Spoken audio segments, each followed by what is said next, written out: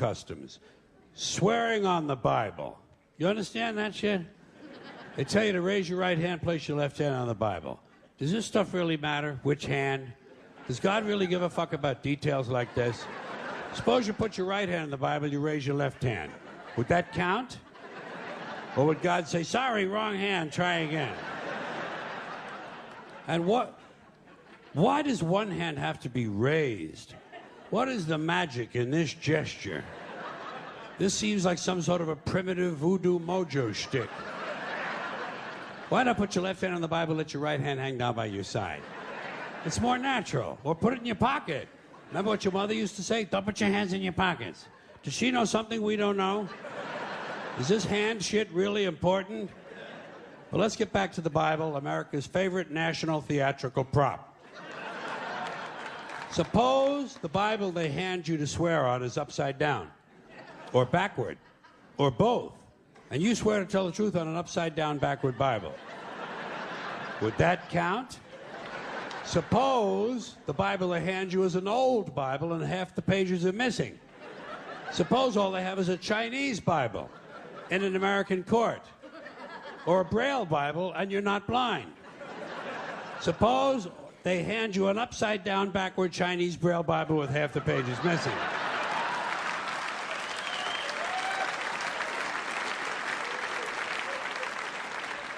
At what point does all of this stuff just break down and become just a lot of stupid shit that somebody made up?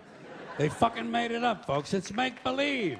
It's make-believe. Now, all right. Okay. Let's leave the Bible aside. We'll get back to the science fiction reading later. The more important question is, what is the big deal about swearing to God in the first place? Why does swearing to God mean you're going to tell the truth? Wouldn't affect me. If they said to me, you swear to tell the truth, the whole truth, and nothing but the truth to help you God, I'd say, yeah. I'll tell you about as much truth as the people who wrote that fucking Bible. How do you like that? Huh?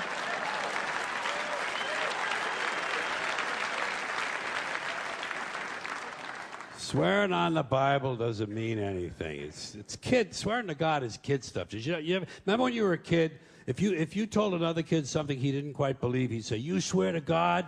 I would always say, "Yeah, I swear to God," even if I was lying. Why not? What's going to happen if I lie? Nothing.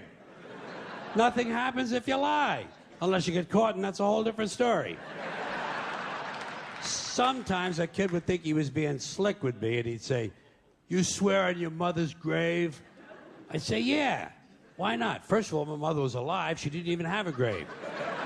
Second of all, even if she was dead, what's she going to do? Rise from the grave and come and haunt me? Come and haunt me? All because I told a lie to an 8-year-old? Get fucking real, will you?"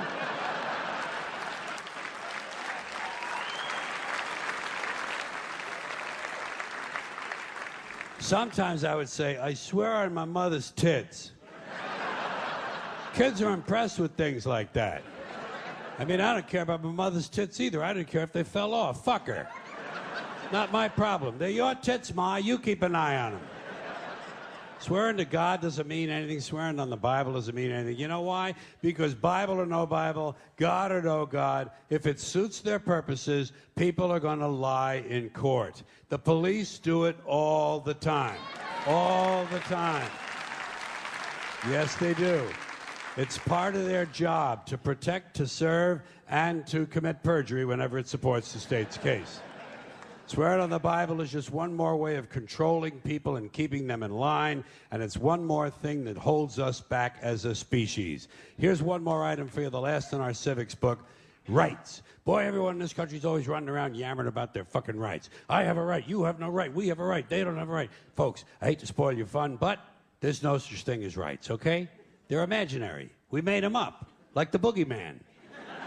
The Three Little Pigs, Pinocchio, Mother Goose, shit like that. Rights are an idea. They're just imaginary. They're a cute idea. Cute. But that's all. Cute and fictional. But if you think you do have rights, let me ask you this. Where do they come from? People say, well, they come from God. They're God-given rights. Oh, fuck. Here we go again. Here we go again.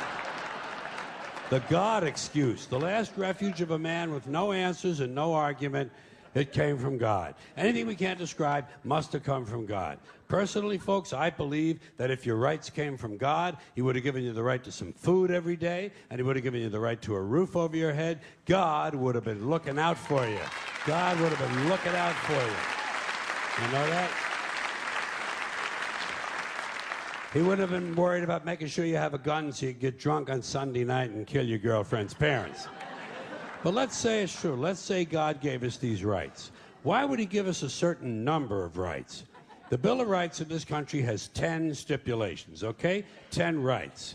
And apparently God was doing sloppy work that week because we've had to amend the Bill of Rights an additional 17 times. So God forgot a couple of things like slavery. Just fucking slipped his mind. But let's say God gave us the original 10. He gave the British 13. The British Bill of Rights has 13 stipulations. The Germans have 29.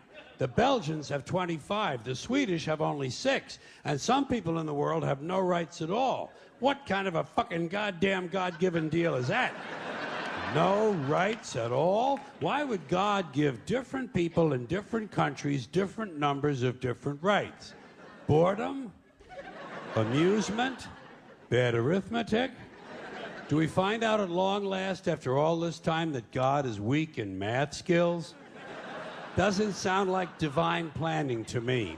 Sounds more like human planning. Sounds more like one group trying to control another group. In other words, business as usual in America. Now, if you think you do have rights, one last assignment for you. Next time you're at the computer, get on the internet, go to Wikipedia. When you get to Wikipedia, in the search field for Wikipedia, I want you to type in Japanese Americans 1942, and you'll find out all about your precious fucking rights, okay? All right. You know about it. You know about it. Yeah. In 1942, there were 110,000 Japanese American citizens in good standing, law-abiding people who were thrown into internment camps simply because their parents were born in the wrong country. That's all they did wrong. They had no right to a lawyer, no right to a fair trial, no right to a jury of their peers, no right to due process of any kind. The only right they had, right this way, into the internment camps. Just when these American citizens needed their rights the most, their government took them away. And rights aren't rights if someone can take them away. They're privileges. That's all we've ever had in this country is a bill of temporary privileges. And if you read the news even badly, you know that every year the list gets shorter and shorter and shorter. You see how sooner or later?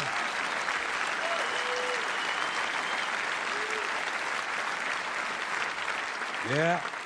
Sooner or later, the people in this country are going to realize the government does not give a fuck about them. Government doesn't care about you or your children or your rights or your welfare or your safety. It simply doesn't give a fuck about you. It's interested in its own power. That's the only thing, keeping it and expanding it wherever possible. Personally, when it comes to rights, I think one of two things is true. I think either we have unlimited rights or we have no rights at all. Personally, I lean toward unlimited rights. I feel, for instance, I have the right to do anything I please. But if I do something you don't like, I think you have the right to kill me. So where are you going to find a fairer fucking deal than that? So the next time some asshole says to you, I have a right to my opinion, you say, oh yeah? Well, I have a right to my opinion, and my opinion is you have no right to your opinion. Then shoot the fuck and walk away. Thank you.